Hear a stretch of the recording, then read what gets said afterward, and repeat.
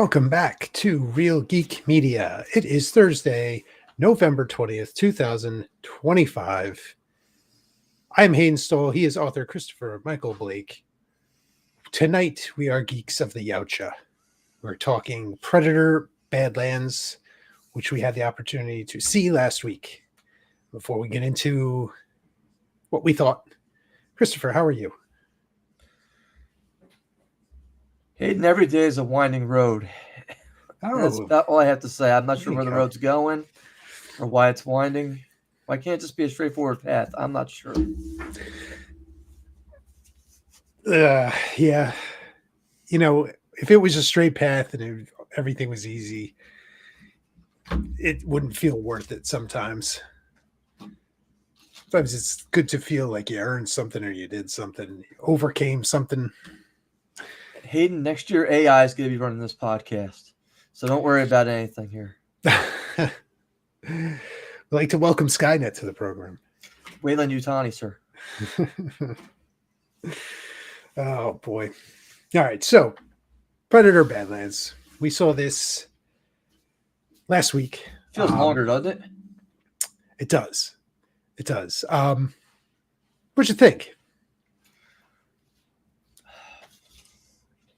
Now this is before. Let me just preface this here. Okay, Predator Badlands.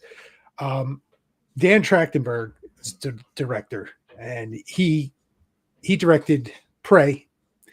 He directed Predator, Killer of Killers, and now this is the third Predator franchise movie he's directed, Predator Badlands. So he has waded fully into the waters of this franchise. And, you know, I enjoyed Prey. I enjoyed Killer of Killers. What did you think here? What did you think? I'm mixed on this one. I kind of like, it's kind of like that girl you see and you have a good time with. There's a lot of red flags. It's like, oof, I really don't know about this. So I can easily go into some of the things I liked about it. I can easily go into some of the things I did not like about it, and then my overall opinion. So I'll give you some of the things I did like about it. I liked how the Predator kind of learned from his environment to defeat his nemesis. He used the spikes and he used the shield and everything else that he kind of learned while being on that planet and even putting the serpents on his back to go ahead and kind of go ahead and pick these guys off as they were moving around behind him. So I like that. It seems like there's more I did not like about this movie than there was, but it's funny because the judge for me is would I watch this movie again, and the answer is yes. Okay. So I'll get into what I did not like. Okay. I thought that the robot was very annoying. Okay. I thought that the cuddly little monster was like too much like Disney. It was like, oh, here, we're going to try to sell you something that's cute and innocent. And then, I mean, all these guys just go out, these robots just go out like it's just, they're like nothing. It's like butter at the end. And then on top of that, what's the Predator's name? I don't even remember. Deck. Deck. He goes back to see his father and he throws the skull at his father, and then he beats his father up. And I'm like, it was almost just like too much. Like I missed the shielding technology and the fact that he's on a hunt. You didn't think that there was enough of a hunt? I mean, that was like the whole first half of the movie was. I felt like he was, and I hate to say this because it's not true. It's not. This is my perception though. He was almost a side character in his own movie. And I mean that from, even though he was the star of the movie and he's in the movie almost every scene, he's not speaking English. He's communicating with this robot, which we don't really kind of know how the robot's kind of communicating with him. it's how do I say this? It's kind of like Alien. You want to watch the alien kill, but the alien is better hidden in the shadows, not with his own movie where you have him on the screen 24/7. It's like, oh, like think about the first one and the second one, even Predators, which I liked. They're walking through the jungle, and it's the humans that are the stars of the movie, and the Predators kind of picking them off one at a time, and they have to figure out this mystery before it becomes. This is more straightforward. I'm going to give you an action movie. Well, mystery, no. Let's talk about that point for 1 second, if you don't mind. No, that's fine. I know I gave you a lot to unpack there, and I unloaded with both. No, that's good. That's good. I do have some thoughts. In reference to what you just said, how you have the squad or the soldiers or the police officers or the natives trying to uncover the mystery of what's this going on, what's happening, and then they realize it's the Predator. All right, we've seen that in Predator, Predator 2, Predators, Prey, and to some extent the Predator. We've seen that in every movie. It's essentially been how many more times can we see that type of movie? We all know what's going to happen. There's really nothing new under the sun there. For me, I think, while we have the Predator deck front and center, he's the star of the movie. I think it's interesting. I like that it's different than the other movies. Like, this was not something we've ever seen before in live action. This is all kinds of things that if you were, you grew up with the Dark Horse comics, the Predator comics, and, this is veering off into that territory for me, where you now have you're intermixing Alien franchise in here with Weyland-Yutani with the android. I feel like Dan Trachtenberg has enough equity with the franchise at this point, from saving it from Shane Black, that okay, you can do this, and people responded to it. The opening week, movies nowadays, it's all opening week, and then everything after that, it's just plummet. But people went to see it, and that says something, right? Like, it's a fresher take on this, and it seems like they're trying to establish some kind of like continuity. Maybe they continue with this character, maybe they don't. I don't know. But they certainly set you up for a sequel at the end. And they my did. question to you is, do you really need to see a sequel to this? I would. I love this franchise. But do you need to see the sequel where the monster's now getting bigger and the annoying robots still being annoying, and it's like, we've seen these Weyland-Yutani bad guys at this point. Where are they going to be hunting them down along with the Predators? I'm just like, I'll say this: Dan Trachtenberg has enough equity with me and this franchise right now that I would watch it, because Prey basically saved this franchise from that horrendous The Predator movie. I agree. I don't disagree with that. Absolute dog shit movie. And Prey, well, Prey never got a theatrical release. Prey was straight to Hulu. It should have done. And it should have, man. Prey was such a good movie. And it was basically the throwback to the original Predator, in that vein of, something is out there hunting us. Something is, and you got that. And it was very well done. And Killer of Killers, I thought, was very entertaining. Up until the last segment. Agreed. And then even then, when they get to the home planet, it kind of jumped the shark for me a little bit at that point. That's fair, man. Like, I think it's something interesting and new. It's not a rehash. It's not a retread.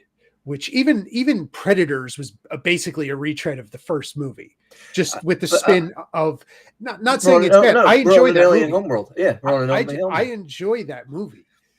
It's just we've seen that movie already. It's just now we're seeing it with a little more modern. But the point with the android Thea, just reminded me of like C3PO, and almost, annoying, like you said, in the same sense that I find C3PO annoying when I watch Star Wars. Similar to that, and you have, the Chewbacca carrying 3PO on his back in Empire Strikes Back. The first thing I thought of when I saw that was like, oh, this is Empire Strikes Back, Chewie and 3PO. It's the same thing, right? Annoying robot, and you have the Wookiee who can't speak English, right? Same type concept. Now I agree with you that my favorite part was when he was coming up with those conventional weapons, using the environment, and the exploding worm, and the plant that shoots the poisonous spikes, and the serpent. I thought that was great. And that, to me, it was like a callback to when Schwarzenegger is one-on-one with the Predator, and he's making a bow, he's setting a trap, he's covering himself in mud. It felt very much like that scene in the original for me. Just now it's the Predator doing it. And I thought that was cool. I like that. I thought it was a little callback to the first movie. The androids, did they all go down kind of weak? Yeah. I mean, considering what we've kind of come to know of the androids from the Alien franchise, they're like, almost, indestructible. Even when they're just mashed apart, they're still going, Now, let me ask you, it seems like Weyland-Yutani has captured these predators before. Yeah. That is the gist we get. She knows the language. She can speak it. And he kind of becomes like prize number 2 during the whole process. Yes. Yes. It's not what is it, the monster, the ka, whatever it was, the cock? The Kek? It was the Kalisk. Yeah. Oh, the Kalisk, which can regenerate, right? Yes. Which is actually, I thought that was cool. I thought that was cool. It was okay. Yeah. Then he realizes, oh, wait a minute, I got the baby here. Yeah. I mean, the design maybe of the baby Kalisk could have been a little more Disneyfied. Well, that was yeah. I share that point with you. It was way too, look, it's a stuffed animal, where it could have been a little more, gruesome, because it grows into this gigantic monstrous beast. It could have been, the design of that character could have been a little more, scary. So I'll give you something else I did like about this movie. I thought that the sword fight at the beginning was very dark. I couldn't really make out a lot of what was happening. Mm-hmm. And it reminded me of a lightsaber duel. Okay. However, when the father shows up and he throws that sphere down and it kind of pins the brother's arms down so he can't pick them up, I thought that device was pretty cool. That was cool. However, I didn't agree with the brother's motivations. Like, oh, we got to let our brother live. We're going to send him on this hunt to go prove himself and go die. Or, if anything, the brother's kind of proven that, hey, I'm kind of the alpha here. If you're not quite cutting the mustard, you might want to just, off you now. Because I guess that's what happens to the weak. They call the weak, right? Right. Yeah, I like seeing this, the Predator world and the Predator culture.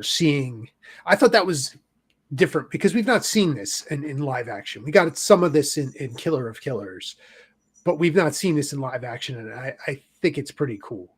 I thought it was pretty cool.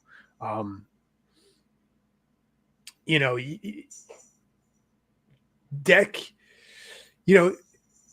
he's all heart, right? Like he's I could do it, he's just, he doesn't have the size. He's small, he gets beat down quite a bit early on in this, and I think his scenes where he takes on the Kalisk at the the camp where all the androids were slaughtered, and he fights it.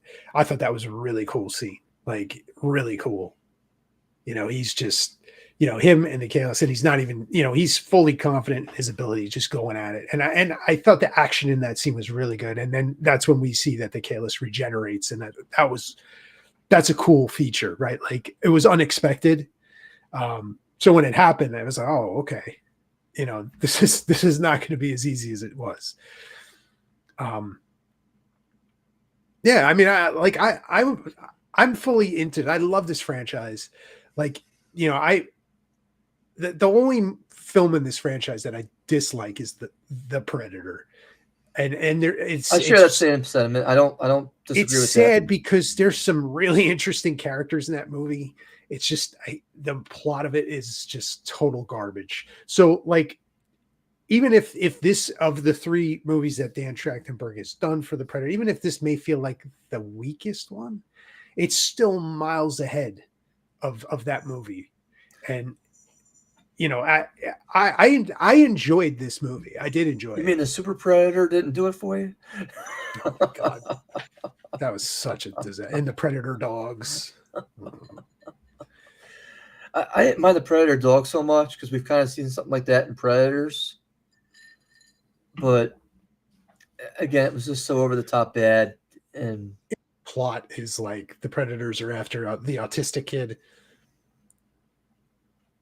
Again, it was just, I mean, that jumped the shark real well. I really enjoy Predators, where Adrian Brody actually, kind of does something Arnold-esque at the end. Yeah. And hey, listen, that's me. I mean, Predators is good. I mean, like, nothing for me. It's Predator 1, Predator 2, and then it's figure out the rest. 1 and 2 are the best 2 in the franchise. What did you think about the bad girl robot? I can't even tell you her name. Tessa. Tessa was the bad girl. So who was the? Yeah, Thea was the good one. Tessa. Okay. I had no problem with it. I had no really? problem with it. No. I just kind of felt like, oh, here's another boss babe. That's just me. I'm just like, oh, I mean, I know the default is to switch to that a lot when it's a Disney production, because a lot of what they've shown us over the years is that's the scenario. And yeah, this fits that mold, sure. This one I didn't really have as much of a problem with. And maybe it was because of the Thea character being much less of that type. You know what I mean? It maybe it offset it enough for me that it didn't bother me as a lot. Maybe I'm just trying to think of a reason why I didn't find it, as jarring as I have in some other films or TV series that specifically Disney has done. This one didn't bother me as much. And I read that, I did see a lot of the criticism of that, and I really didn't feel it through in the movie or after. Like, that really wasn't something that sat with me. I feel like she's a good, counter to him. As a team, I thought they were pretty good, as a team. I really can't argue with that. I mean, when you first see her, she's stuck up in the nest, right? And then it's, hey, he's going to just wear you out and get you poisoned. And I like the little Red October thing they did with the language. Yeah. Listen, I appreciate that. I thought that was, okay. It's sci-fi enough that, okay, I buy it. Let's go. So what was your favorite part of this whole movie then? Was it the fight in the Kalis then? I liked that scene.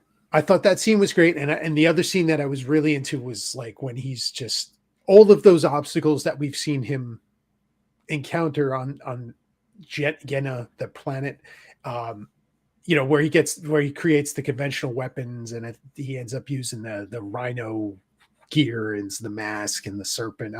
And he has the tooth as where his blade would be. I thought that was cool. And a lot of that scene was the callback to me. I'm just picturing, you know, Arnold doing all his stuff, making the traps. And you didn't have a problem with her legs running around, kicking people? Not really. Okay. No, I didn't. Okay. I mean, listen,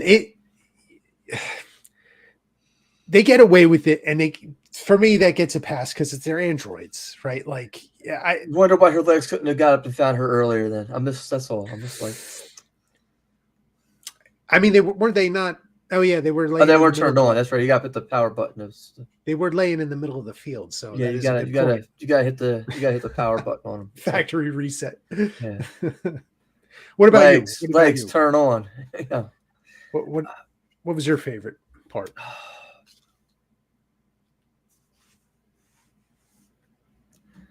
I don't know that I really kind of had a favorite. I thought it was pretty interesting when he's jumping through the trees trying to catch the Callisk, and it's going through all the blades, just tearing everything up.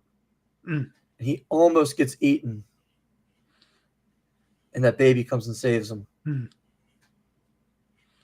Remember, it was like, oh, watch out for those. What were they called up in the trees? It was, yeah. She warns him of the creature that's up in the tree. But it had like a normal slug type name to it. Yes. You're like, oh, I'm not worried about some slug. Yeah. And then you find out, well, it's not really gigantic. Yeah. That was pretty interesting to me. Other than that, look, there was enough here that I watched this again, which is a lot more than I would say for some movies. But I really don't know that I need to see a sequel to this. I mean, we got to see like part 2. It's like now we're like Guardians of the Galaxy. Now, you know what's funny? Guardians of the Hunt. I mean, I don't need to see that. If he leaves, because this is something like, you see Prey was a whole type of movie.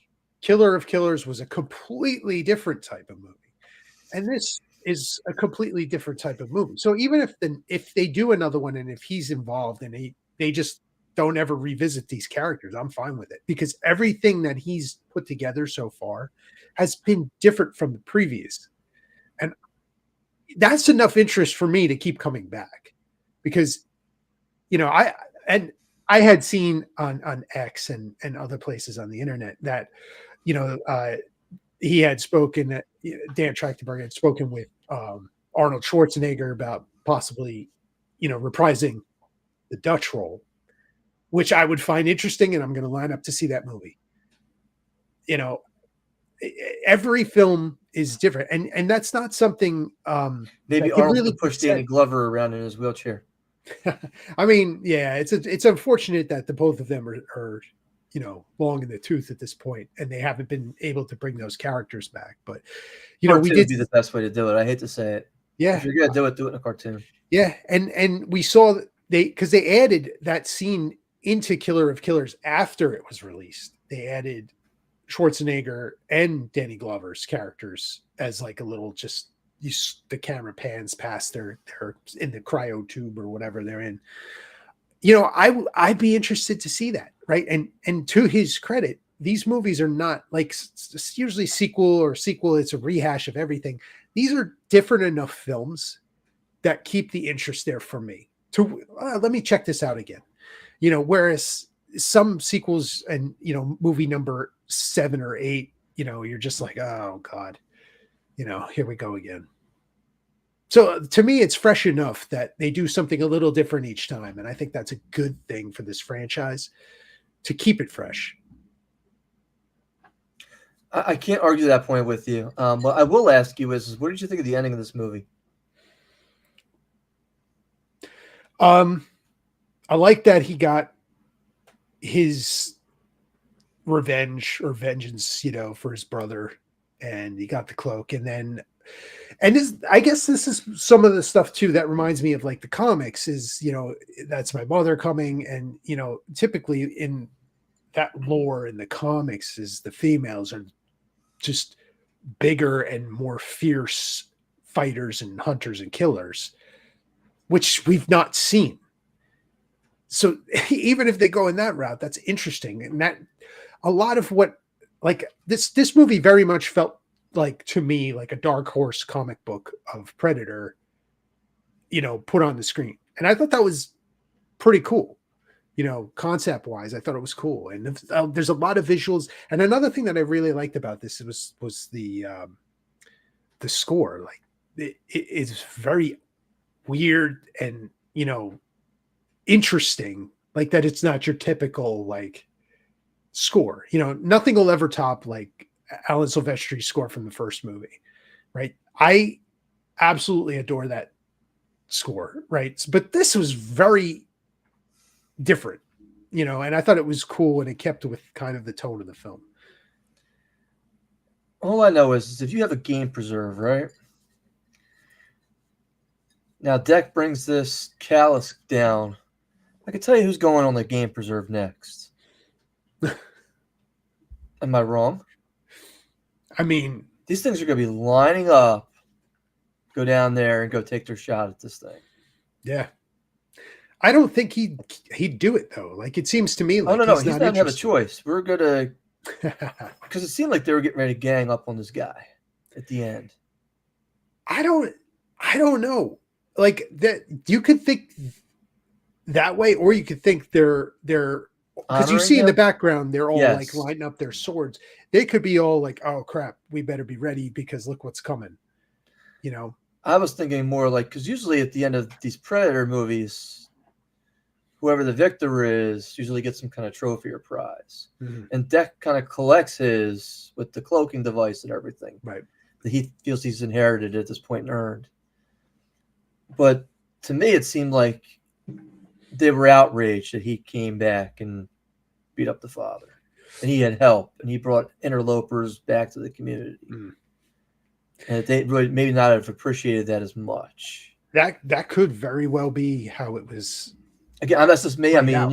I'm spitballing, But it's made you think that, and it's made you consider that, oh, okay. And, maybe they continue it, maybe they don't, but it's in your head now. Okay, I'm going to play it out in my head.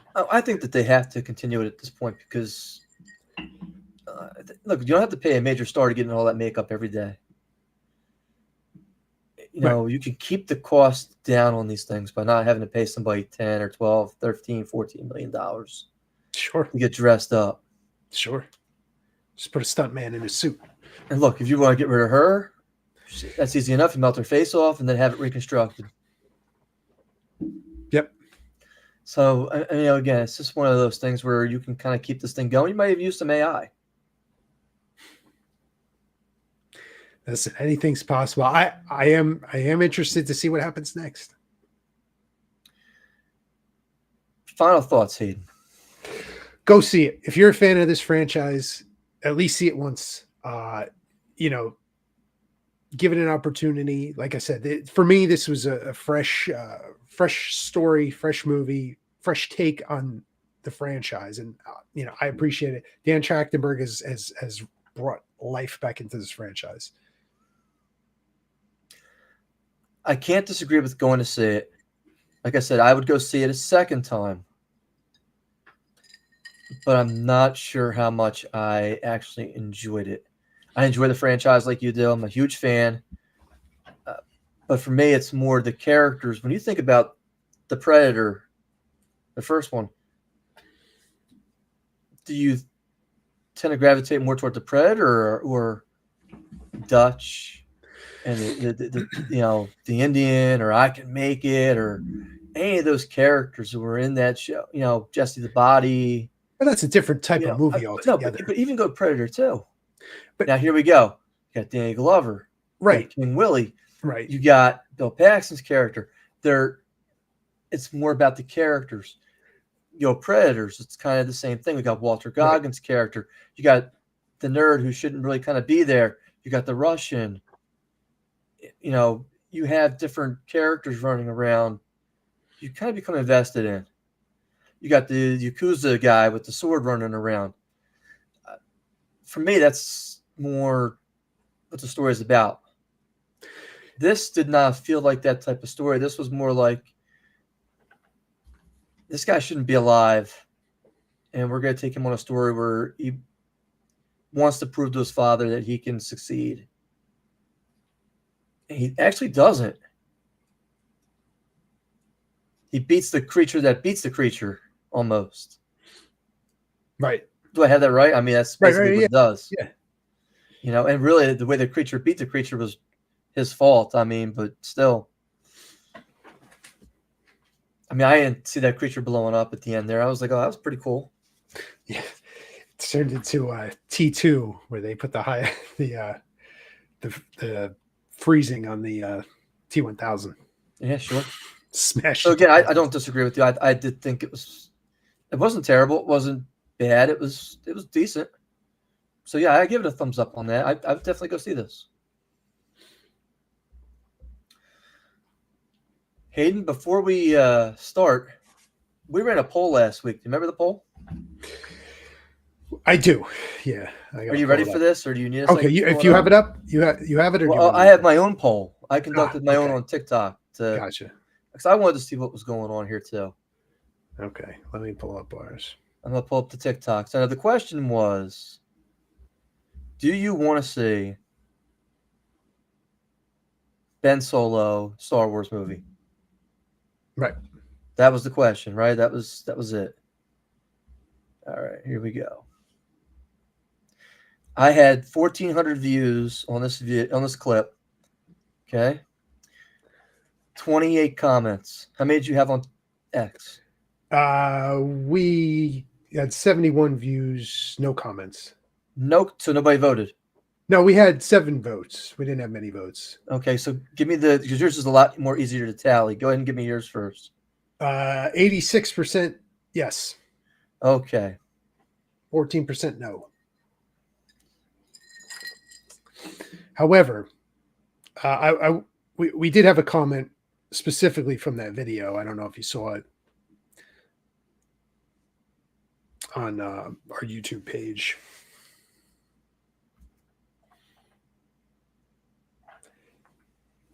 What was the comment? We did have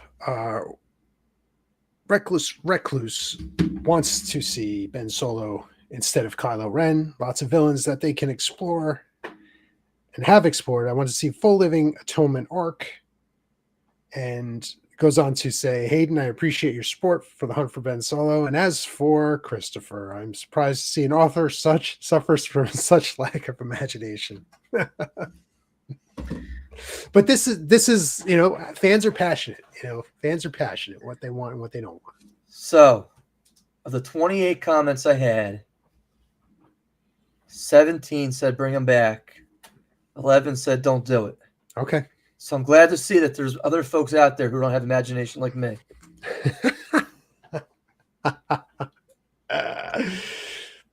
Listen, Disney's in a tough spot. Disney's in a tough comments spot. Are like, they're very insightful on my TikTok, because some of them are saying they would never do this movie because Kylo Ren is such a big draw at the theme park for being the bad guy that they would never taint that and make him a good guy at this point. Other people came out and said nobody knows him as Ben Solo. They only know him as Kylo Ren. So those are some of the comments that I've read that were like, okay, that's pretty insightful. That's pretty good. Sure. Others were like, that's my Prince Charming. I need to go see him. And I'm like, he's got a giant schnoz. I mean, what's so... I don't understand. But... Anyway, Disney's in a tough spot because that storyline has really gotten a lot of, like, you saw that in the news somewhere, whether on your feed scrolling, whether it be TikTok, Instagram, X, YouTube videos. That isn't for Star Wars fans. That's a topic that's gotten a lot of things, and Disney's kind of in a tough spot with that one. I want to give you another tough spot for tonight. Okay. Big series here I'm going to be talking about. Okay. Fan favorite. Okay. Did you see the release today by HBO and George R.R. Martin? No. Is this? Oh, wait. Is this the Game of Thrones sequel? Not the sequel. So I guess they have the schedule release coming up for the next 4 years of Game of Thrones. You ready for this? Oh boy, go for it. The Egg movie with I don't know the name of it. That's a series, right? Duncan Egg is Night of the Seven Kingdoms? Right. 6 episodes. Okay. Premiering January of 2026. Right. I believe in 2027, that's when we're getting season 3. Is it 27? Is it? I thought that's what I saw. Maybe I'm wrong with that. I give up. Like, hold on. Is it this difficult to make TV? I want to make sure I'm correct here. Let's find out. God, it just makes me want to not watch anything. I want to make sure I get this correct because I saw it today. I'm sorry, it was 2026. Season 3, House of Dragon. So you got 2 seasons coming out. Not too bad, right? Right. HBO needs something. 2027, you get the sequel to Night of the Seven Kingdoms. Again, only 6 episodes in season 1. That's it. Mm-hmm.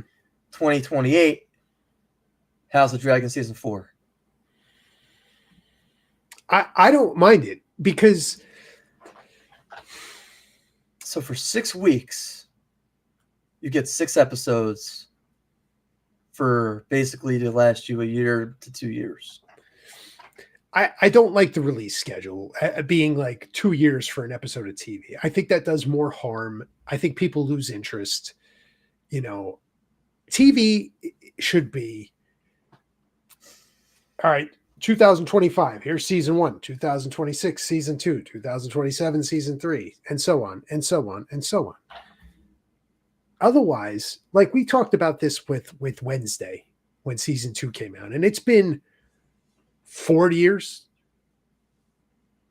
Like, Stranger Things is even worse. Yeah. Did anybody care? And it's interesting. My daughter cared. My daughter's dying for season 3 already. And that's fair because she fits that the right range to be interested in that. Like for me, I enjoyed season 1. I didn't even give a look at season 2. I'm not interested. I'm just not interested. Season 2 was terrible. If it came out the next year, I would have watched it. And you're right about Stranger Things. Like, we're 2025. At tail end of 2025, they're releasing that. When was season 4? 2022? I don't remember when it was. 23? I mean, like, what is happening? So here's the other question I have. You are not wrong. They are apparently doing a sequel series as well.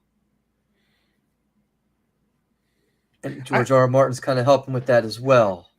We're never getting the books. I could have told you that. We're never, ever. The minute HBO finished that show, he said, I'm done with this. I'm out. Yeah.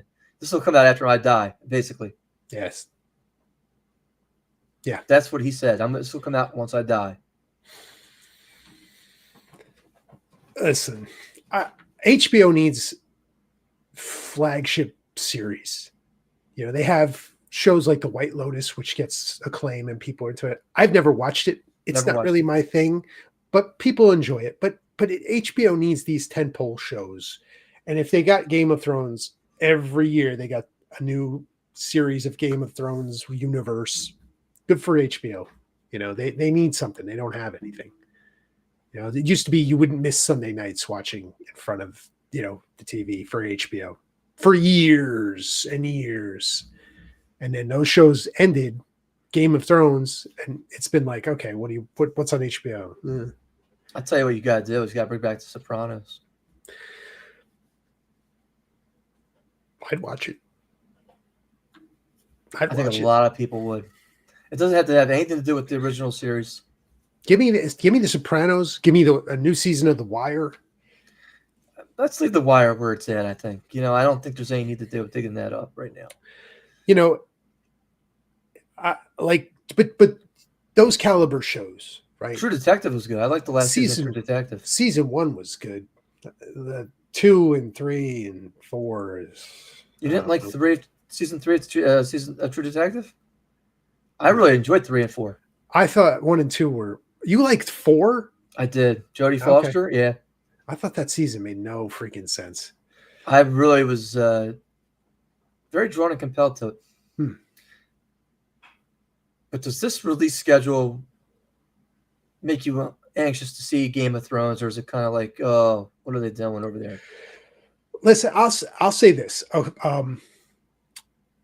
If they're consistent enough to put something Game of Thrones out every year, that's good for HBO. That's good for HBO and fans too, because even if it's bouncing and if it's every other year type thing, at least you're putting something out every year that'll whet my appetite. But this is the thing, Hayden, and I'm gonna preface the statement with what you just said was every other year is not going to cut it. They are starting the flagship series of their network this year coming up with Harry Potter.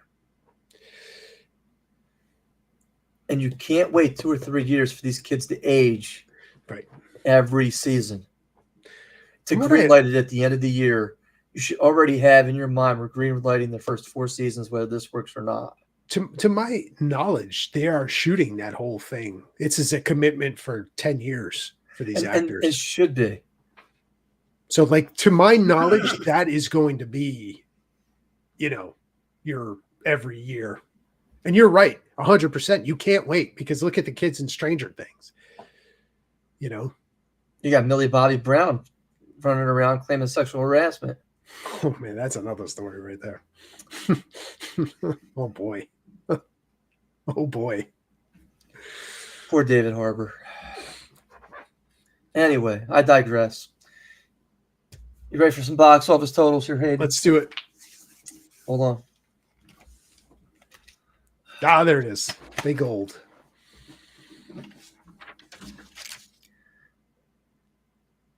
Hayden, we had 3 movies last week. Predator, Badlands, The Running Man, and Now You See Me 3. This should be interesting. This should be interesting.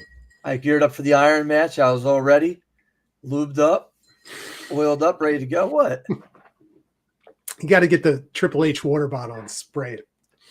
Oh, I sprayed it all right. Right in my eyes, apparently. I was done in 2 minutes here. Oh, man. Squash match. Predator. Oh, 3 for 3 you went, Hayden. Oh, boy. Predator, Badlands. I said 19. You said 21. Actual retail number was 40 million. 40 million. The Running Man. You said 24. I said 26.5. Actual retail number 16.5. Disaster. And this is the one that bothers me the most. Because I'm sitting there watching. I must have watched the replay, forget the actual numbers, and I'm like, I can see me arguing, like, wait, that's not my actual number. I want to come back and give you another number. And apparently there's no redos or tap outs at this point. You said 14. I said 11. Actual retail number 21. Hayden, you go 3 for 3.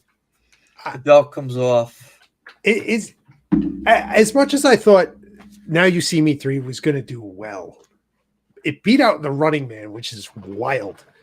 And it's not so, which again, The Running Man was certainly promoting more. It was. You've seen that trailer a million times. I've barely seen a Now You See Me trailer. But it was also PG-13 versus an R-rated movie. Right. Yep. So I've not seen either movie. I'm anxious to see The Running Man. I want to see it. Yeah, I've not seen either. I would be interested in seeing it, but I don't know. There's still something about the 87 Schwarzenegger one that, man, I love that movie. I love it. I watch that movie any day of the week. Oh, it's so good. It's so good. Again, it's the characters. It's so good. This week, Hayden, we got 3 movies. Okay. All of them are big box office. Again, we're talking opening weekend numbers only. We're going to give you the hard one first. You ready? Okay. Zootopia 2. I threw that one right at you, didn't I? You thought you were walking out of this. 2. You thought you were walking out of this rematch. What did the original do, Hayden? Opening box office weekend. The original? Let me look. Zootopia. 2016. grossed over, let's see, 1.025 billion gross.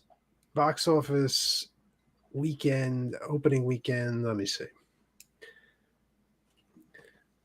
No. Oh boy. Worldwide. I don't know if I could find opening weekend. Needless to say. Oh, wait.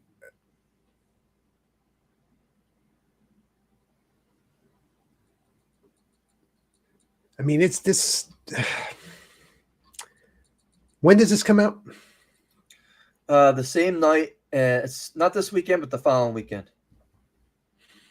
So okay. So this is a Thanksgiving weekend. Oh man. And by the way, Zootopia had an opening weekend of 75 million in the U.S.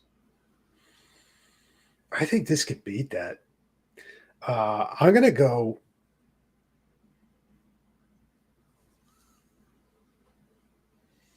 90. Wow. Okay.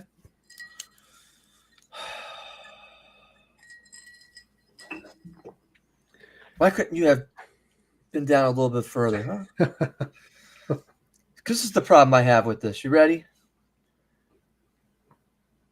I think that the movie that's coming out this weekend is going to have a huge carryover for next weekend. And it's still a family movie that you can take all the kids to. And let's face it, if you're an adult and you're paying for tickets, you're probably going to end up going for the live action versus the cartoon. Needless to say, I will still come up ahead. I got to go 100 million. I could see it. I could see it going over. Yeah, I could see it. Okay, here we go. Yeah, go ahead. The Disney animated holiday weekend, it's like a perfect storm. Except you got Wicked out. But not opening weekend Wicked. Like if they were head to head, it would be very different. Here we go, Hayden. Second movie, Wicked for Good. I can go first, or you can go first. Oh, you could go. You could go.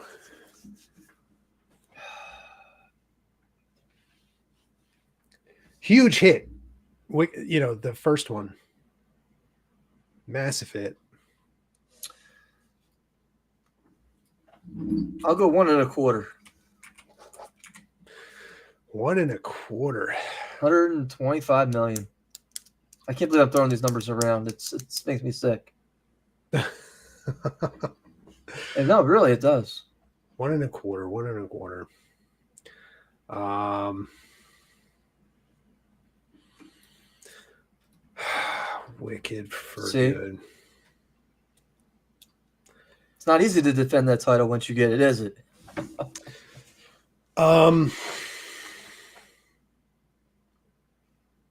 Man, you go so you're sitting at 125. I think so. That's a tough. Oh man, I think that's probably going to be right around where it lands. I'm going to go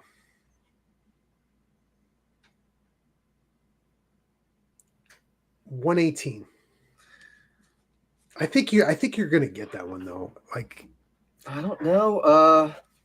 That's a tough one, man. I think both of these are very tough, but the third one's not going to be any easier. Okay. It's another sequel. Animatron, teddy bears. It's the Chuck E. Cheese Pizzeria. Five Nights at Freddy 2. When's that come out? Same weekend as Zootopia. What is it rated? PG? That was PG-13, I think the last one was rated PG-13. Yeah. So I mean, got to get the kids in there. Yeah. And I mean, it was a pretty good movie. I mean, I enjoyed the first one. Yeah. I enjoyed the first one. I would definitely be interested in seeing the second one. 5 Nights at Freddy's. I'm just making sure that it's PG-13. Yep, PG-13.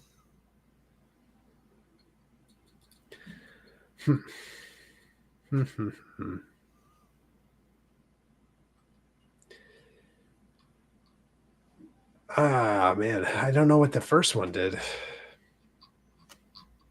You want me to go first here, or do you want to take it? What do you want to do? I mean, it's up to you. I'm just looking to see how much the first one made altogether. Oh man! So the first movie made $291.6 million in total. Very underrated hit at the time. Yeah. Okay. All right. So up against two powerhouses. Different genre, though. Yes, different genre. Much different. Way different. I'm going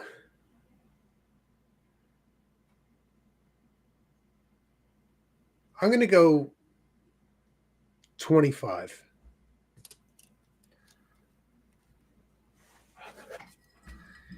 I gotta go higher.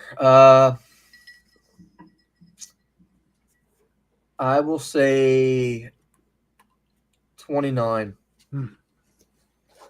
Go 29. I got a good feeling here, Hayden. I'm bringing that bell home. Those are some interesting movies releasing. Yeah. Look. No, I'll say this. I haven't really seen much about Zootopia 2. I've seen trailers for the other movies. I don't think I've seen one for Zootopia 2.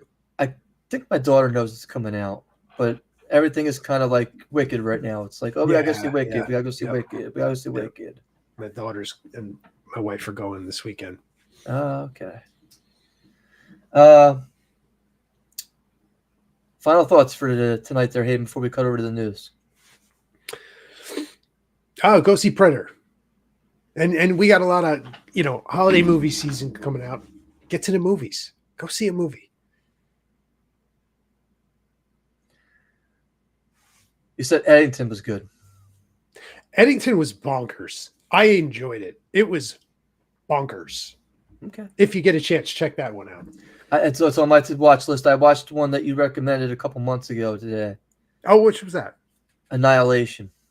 What'd you think?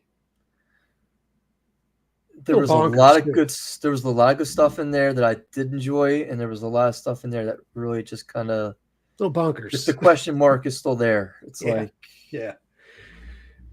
They're both aliens at the back end of that, and I'm like, how come she's not sick? And again, I'd really just there's a lot to digest. Got the whole alien cave down below the lighthouse, and I'm like, yeah, that's a interesting movie.